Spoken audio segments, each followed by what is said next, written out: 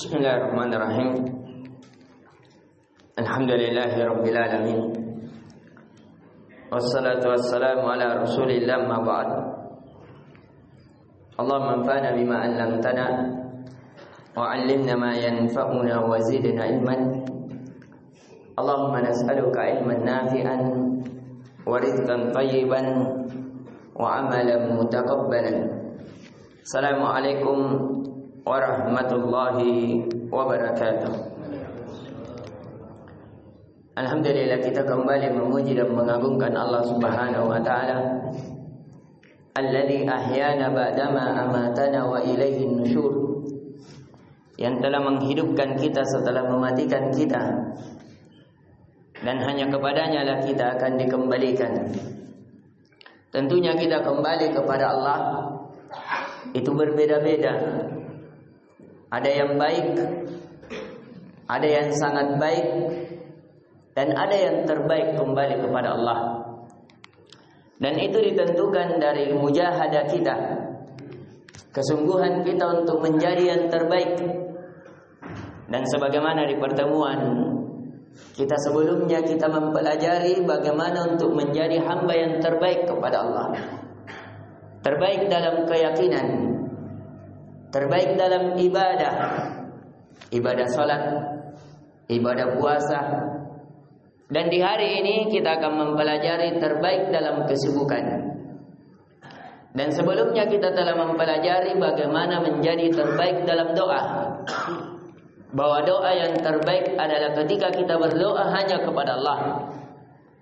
Dan di tempatnya adalah tempat yang terbaik, bisa di antara azan dan iqamah.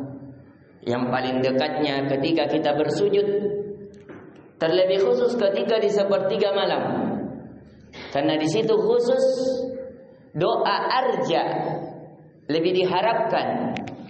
Apalagi ketika kita berdoa membaca salawat terlebih dahulu, memuji Allah Subhanahu wa taala, kemudian memakai nama-namanya dan sifat-sifatnya. Karena kata Allah, walillahil asmaul husna fad'u biha. Milik Allah lah nama-nama yang indah, maka berdoalah kepadanya. Ketika kita meminta agar kita dikokohkan, dikuatkan dalam iman, kita memohon kepada Allah, ya Allah ya Qawi, ya Allah ya Muqallibal Qulub, ya Allah ya Hayyu ya Qayyum, ya Allah ya Rabb. Maka ini akan menjadi wasilah penembus yang langsung tembus kepada Allah Subhanahu wa taala. Dan di pertemuan kali ini kita akan mempelajari hal yang lebih baik daripada doa. Yang kata Nabi sallallahu alaihi wasallam dalam hadis yang diriwayatkan oleh Imam At-Tirmidzi, boleh juga dibaca Imam At-Tirmidzi, boleh dibaca dhammah dan boleh dibaca kasrah. An Abi Sa'id qala Rasul sallallahu alaihi wasallam yaqulu Rabbu azza wa jalla man syaghalahu al-Qur'an wa dzikri am mas'alati a'taituhu abdan ma'utiyas sa'ilin. Dari Sa'id Al-Khudri radhiyallahu anhu, kata Nabi sallallahu alaihi wasallam berkata, Allah Subhanahu wa taala, ini biasanya disebut dengan hadis qudsi, hadis yang Allah berfirman kepada Nabi untuk dikabarkan oleh umatnya, tapi selain daripada Al-Quran. Yang kata Allah Azza wa Jal, man syaghalahul Qur'an wa dzikri, barang siapa yang menyibukkan dirinya dengan Al-Quran dan berzikir kepadaku, senantiasa mengingatku, dalam keadaan dia berdiri, dalam keadaan dia berbaring, dalam keadaan dia duduk, senantiasa lisannya berzikir mengingat Allah, sampai saking sibuknya dia tidak sempat lagi berdoa. Ini terlebih khusus para penghafal Al-Quran. Karena untuk menjadi penghafal Al-Quran, memungkinkan Al-Quran, seandainya kita habiskan seluruh waktu kita untuk memungkinkan hafalan kita, itu tidak cukup untuk menjadikan kita tidak ada kesalahan dalam bacaan. Apa kata Allah? A'taituhu abdal ma'utiyas sa'ilin.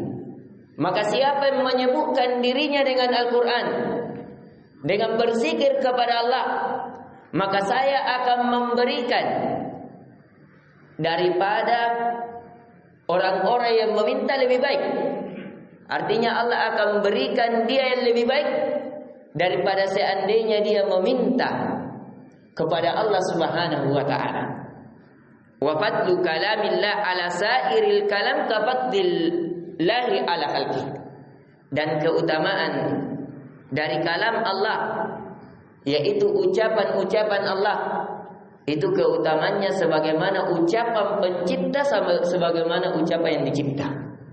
Jadi ketika dia sibukkan dirinya dengan ucapan penciptanya, maka itu jauh lebih baik daripada dia sibukkan dengan ucapan-ucapan makhluk, ucapan dari bisikan hatinya yang dia berdoa kepadanya, sehingga Allah memberikan yang lebih baik. Dan di riwayat lain kata Nabi sallallahu alaihi wasallam, al-imanu bid'un wa sab'un atau bid'un wa sittuna syu'bah, bahwa iman itu ada 63 sampai 69 cabang. Di riwayat lain 73 sampai 79 cabang. Wa afdaluha qaulu la ilaha illallah. Dan yang paling tertingginya, yang terafdalnya adalah ucapan seseorang dengan la ilaha illallah.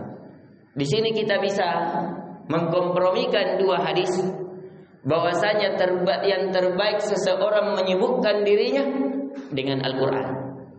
Kalau dia tidak mampu, mungkin dia tidak banyak menghafal Al-Quran, maka hendaknya dia memperbanyak ucapannya dengan la ilaha illallah. Karena kalimat la ilaha illallah ini pernah meminta Nabi Musa alaihissalam agar dia diajarkan satu doa. Kemudian Allah ajarkan kepada Nabi Musa kalimat la ilaha illallah. Kemudian Nabi Musa berkata, ya Allah, innan nasa la yaquluna hada. Sesungguhnya ucapan ini semua manusia mengucapkannya. Saya mau yang lain. Kata Allah, seandainya 7 lapis langit, 7 lapis bumi digabungkan dalam satu timbangan, dan kalimat la ilaha illallah pada timbangan lain, la atqalahu, maka timbangan kalimat la ilaha illallah ini lebih berat. Karena kalimat la ilaha illallah ini memenuhi langit dan bumi. Dan inilah tujuan mengapa diutus Rasul. Inilah tujuan mengapa manusia diciptakan. Inilah tujuan mengapa kitab Taurat, Injil, Zabur dan Al-Quran diturunkan. Untuk la ilaha illallah. Dan inilah sebaik-baik zikir. Walaupun di riwayat lain Nabi juga mengabarkan bahwa sebaik-baik yang dibaca oleh seorang hamba adalah apa yang dibaca oleh para malaikat, yaitu kalimat subhanallahi wa bihamdih, yaitu seseorang mensucikan Allah dan memuji Allah. Maka di sini kata para ulama, ini adalah ikhtilafut tanawwu, berbedanya riwayat agar berbeda seseorang dalam amalan. Mungkin seseorang di lain waktu dia membaca la ilaha illallah, di waktu lain dia membaca subhanallah, alhamdulillah, wa la ilaha illallah, Allahu akbar. Atau di waktu lain dia membaca Al-Quran dan bisa dia mengamalkan keseluruhannya. Ini mungkin yang bisa kita berikan, inti pelajaran yang bisa kita petik, bahwasanya yang terbaik dalam kesibukan seorang hamba adalah dia menyibukkan dirinya dengan Al-Quran, yang kemudian kalau dia tidak mampu karena mungkin hafalannya yang sedikit atau kesibukannya yang terlalu banyak, maka dia hendaknya tidak lepas dari berzikir dengan ucapan la ilaha illallah yang pada lisannya dibenarkan oleh hatinya dan dibenarkan pula oleh anggota badannya. Kalau dia tidak mampu, maka minimal dia membaca subhanallahi wa bihamdih. Ini yang bisa kita berikan. Semoga memberikan manfaat kepada kita seluruhnya. Untuk hendaknya kita senantiasa berzikir kepada Allah, karena kata Nabi sallallahu alaihi wasallam, mathalul hayy wal mayyit, permisalan orang yang hidup dan yang mati adalah seperti orang yang berzikir dan orang yang tidak berzikir. Ini yang bisa kita berikan. Semoga memberikan manfaat. Subhanakallahumma bihamdik, asyhadu an la ilaha illa anta, astaghfiruka wa atubu ilaik. Assalamualaikum warahmatullahi wabarakatuh.